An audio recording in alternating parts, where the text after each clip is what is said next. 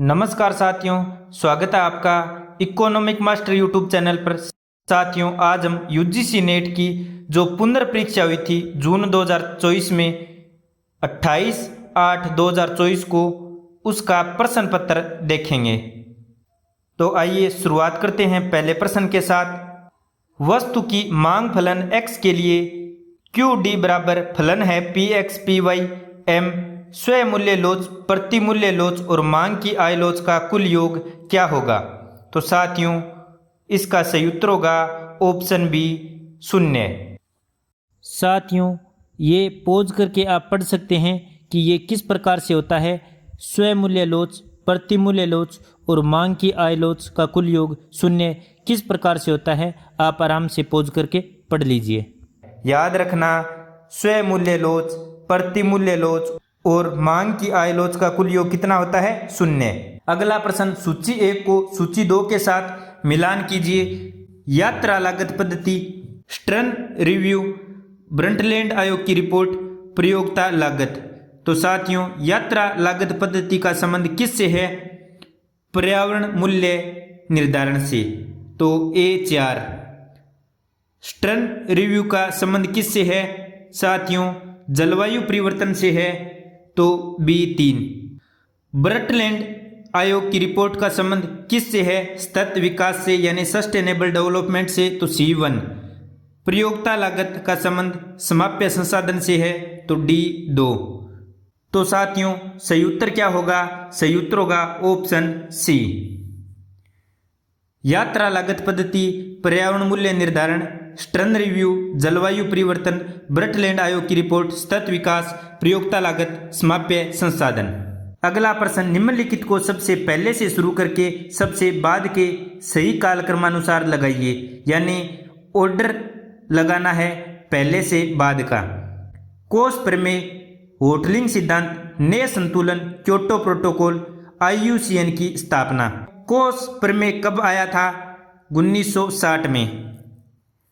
होटलिंग सिद्धांत कब आया था, 1929 में। नए संतुलन 1950 में। क्योटो प्रोटोकॉल 1997 में।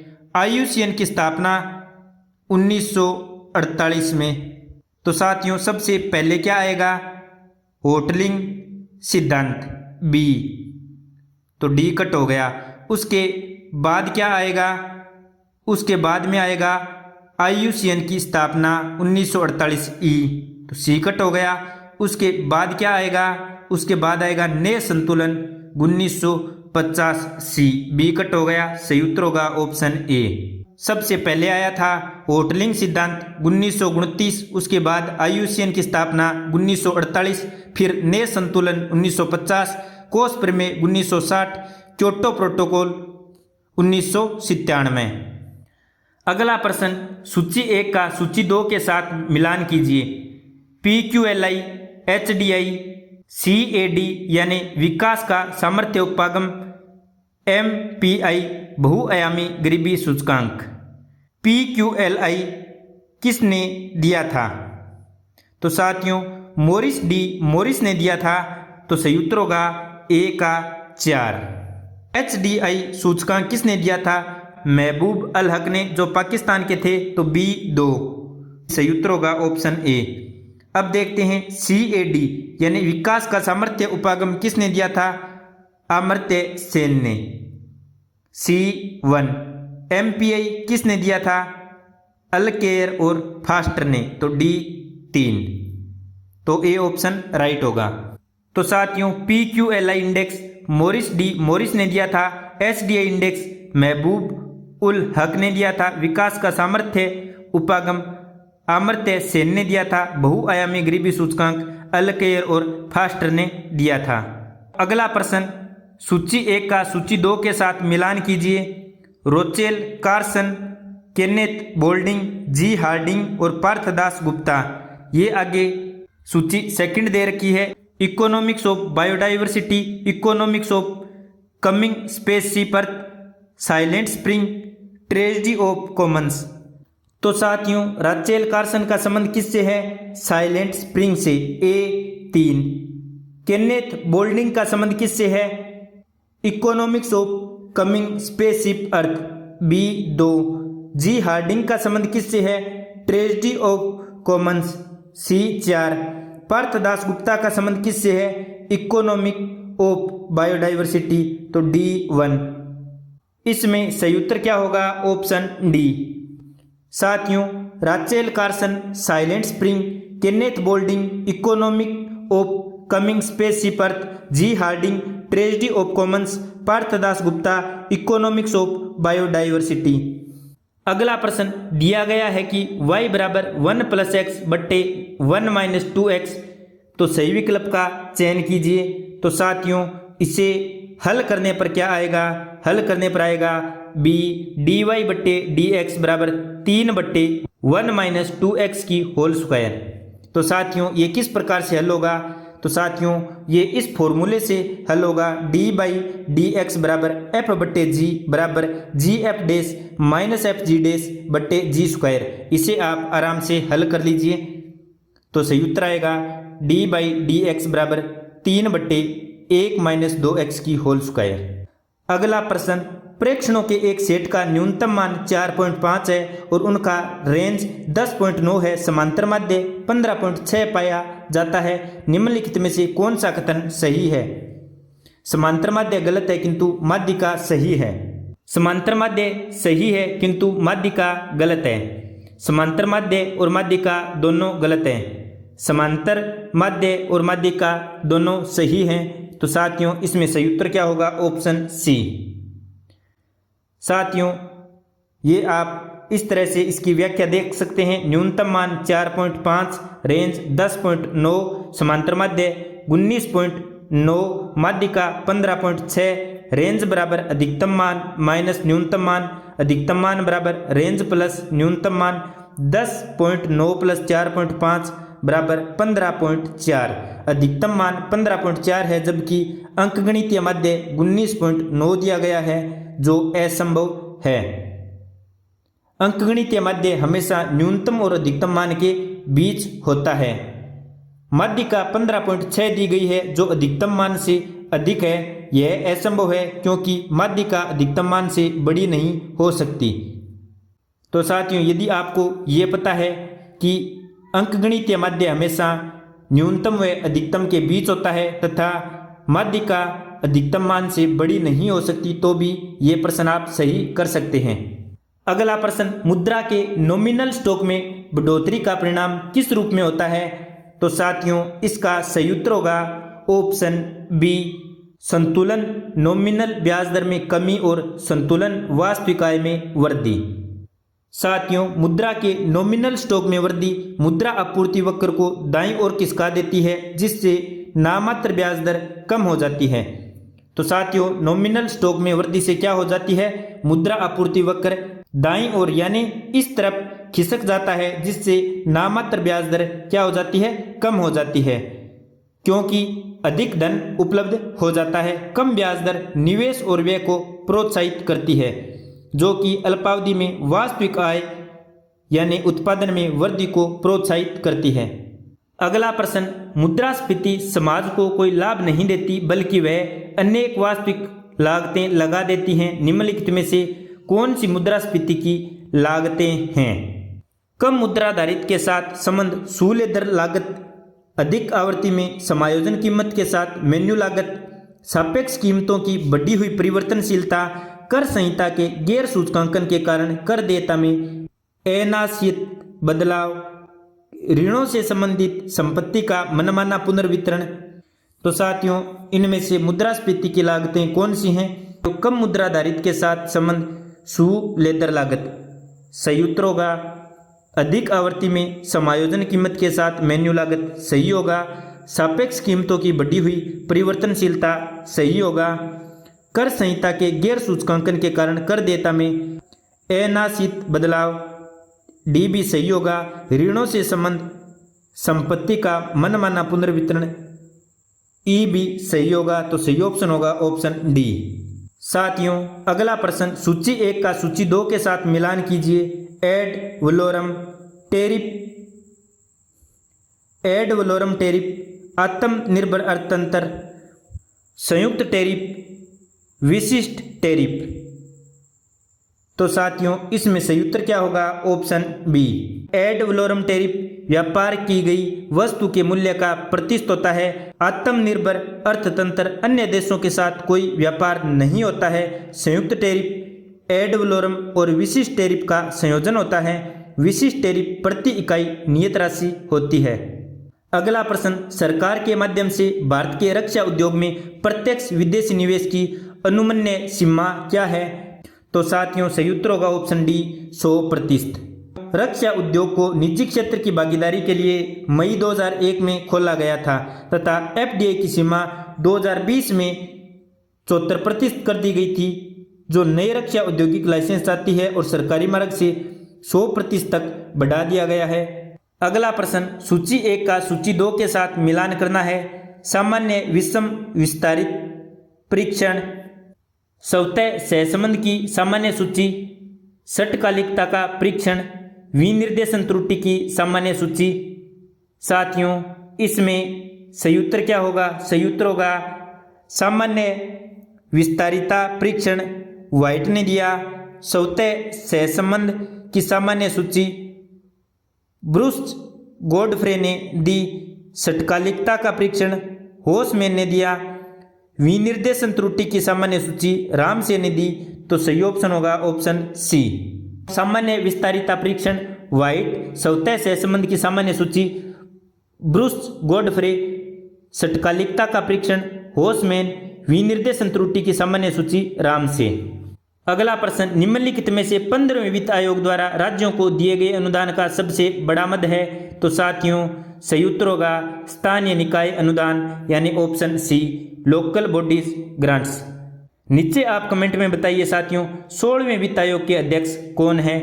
अगला प्रश्न, निम्नलिखित अर्थशास्त्रियों को उन्हें नोबेल पुरस्कार दिए जाने के कालक्रमानुसार लगाइए। तो साथियों Arthur Lewis, Gunnar Myrdal, Milton Friedman, ए.वी. Banerjee, Lawrence Klein. तो साथियों आर्थर लेविस को कब मिला था? आर्थर लेविस को मिला था 1979 में। गुन्नार मिर्डल को कब मिला था? 1974 में। मिल्टन फ्रीडमैन को कब मिला था? 1976 में।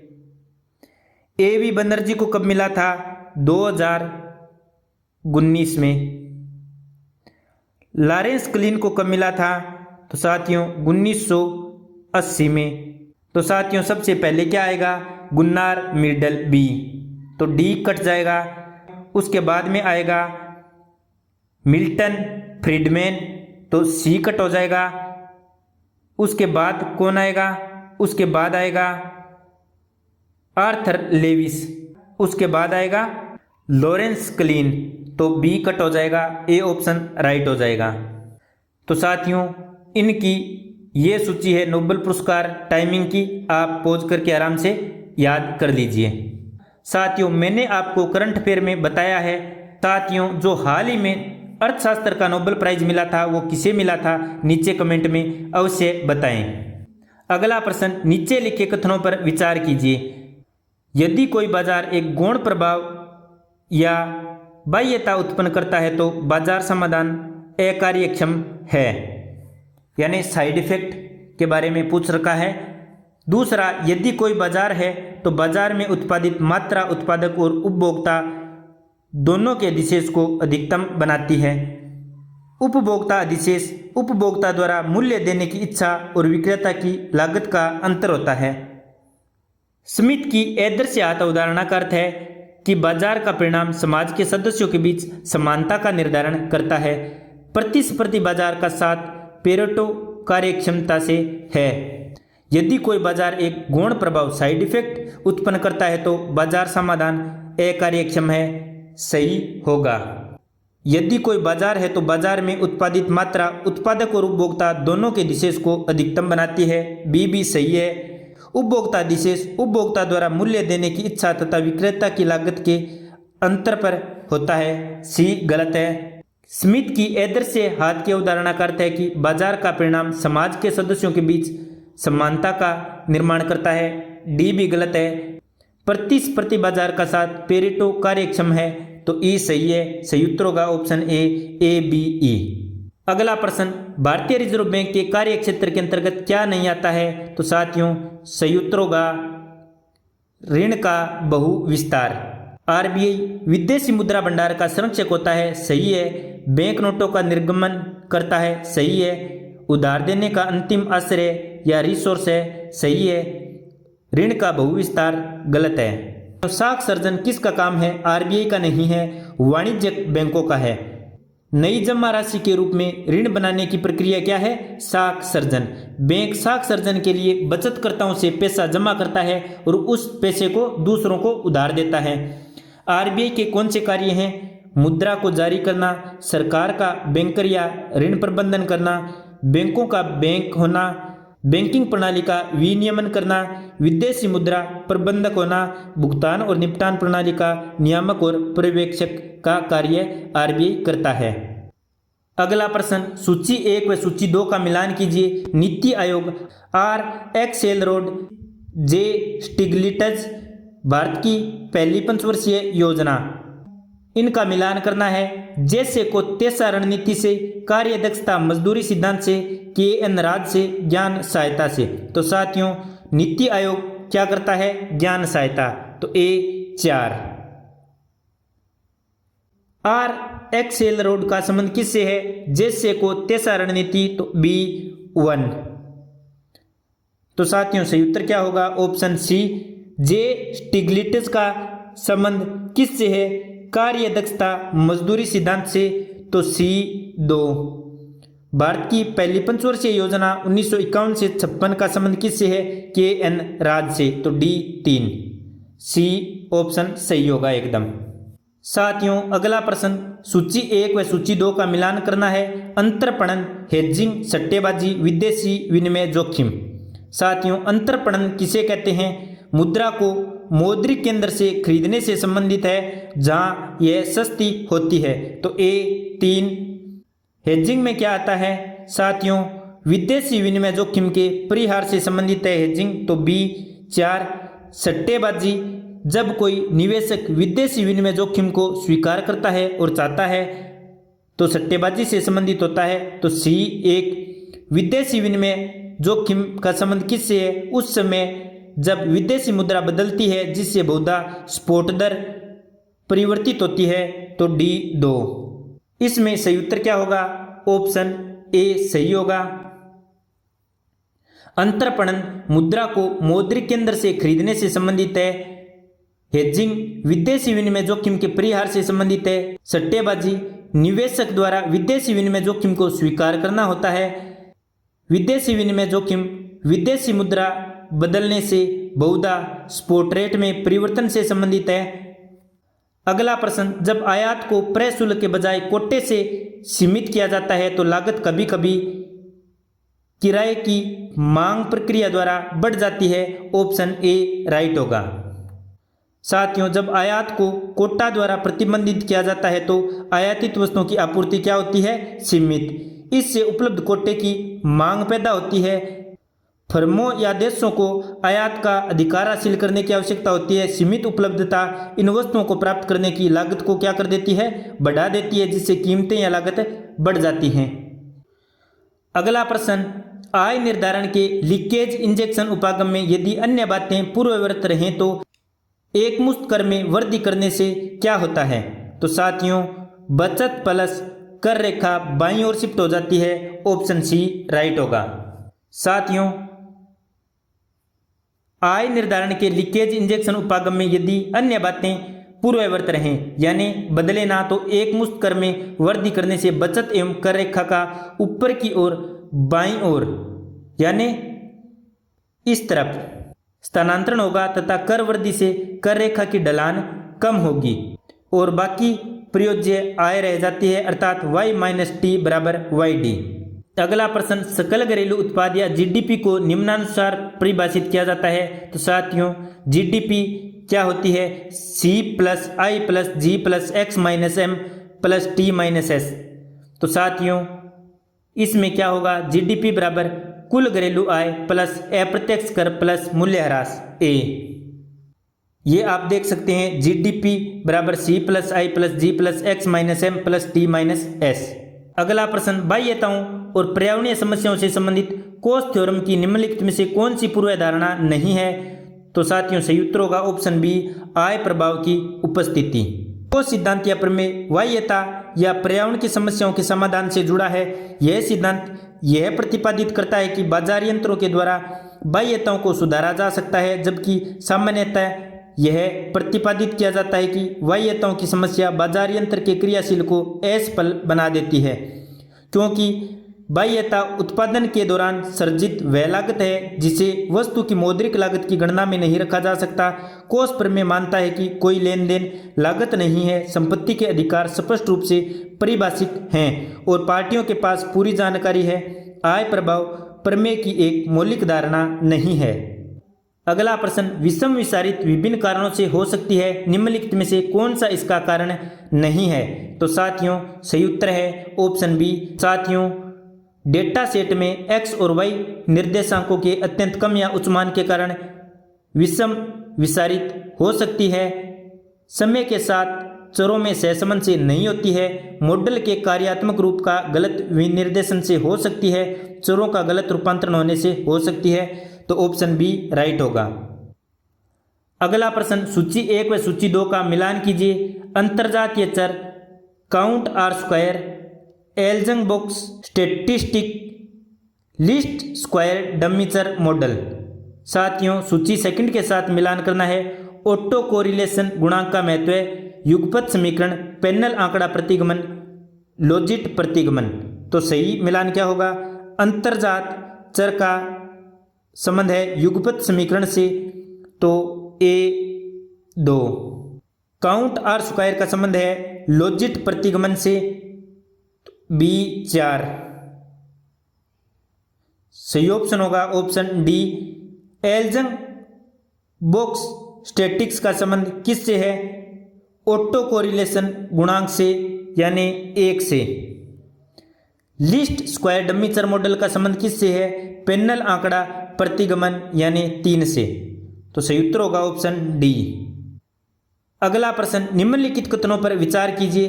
पारिस्थितिक पदचिन्ह यानी इकोलॉजिकल फुटप्रिंट संपूर्ण पारिस्थितिकी तंत्र पर मांग का एक माप है। अगला प्रश्न, निम्नलिखित कथनों पर विचार कीजिए।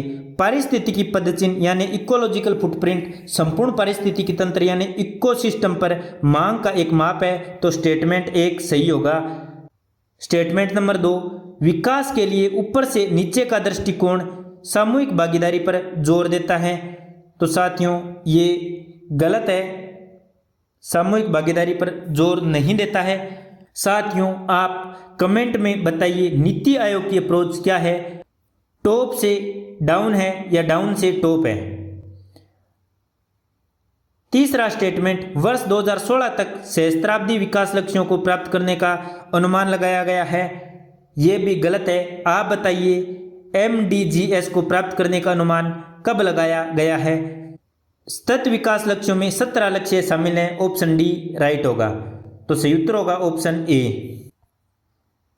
साथियों पहले पार्ट में 25 ही प्रश्न, हम 25-25 प्रश्न करके 4 पार्ट करेंगे इस प्रश्न पत्र के। आपको वीडियो कैसा लगा नीचे कमेंट में अवश्य बताएं। यदि आपने अभी तक इकोनॉमिक मास्टर यूट्यूब चैनल को सब्सक्राइब नहीं किया है तो सब्सक्राइब अवश्य करें, क्योंकि साथियों यदि आप वीडियो को लाइक करेंगे, यूट्यूब चैनल को सब्सक्राइब करेंगे तो मुझे हौसला मिलेगा और मैं भी वीडियो बनाने के लिए प्रोत्साहित होऊंगा। तो आप इकोनॉमिक मास्टर यूट्यूब चैनल को अवश्य सब्सक्राइब करें, नीचे कमेंट करें यदि आपको अगला वीडियो चाहिए तो। धन्यवाद। जय हिंद, जय भारत।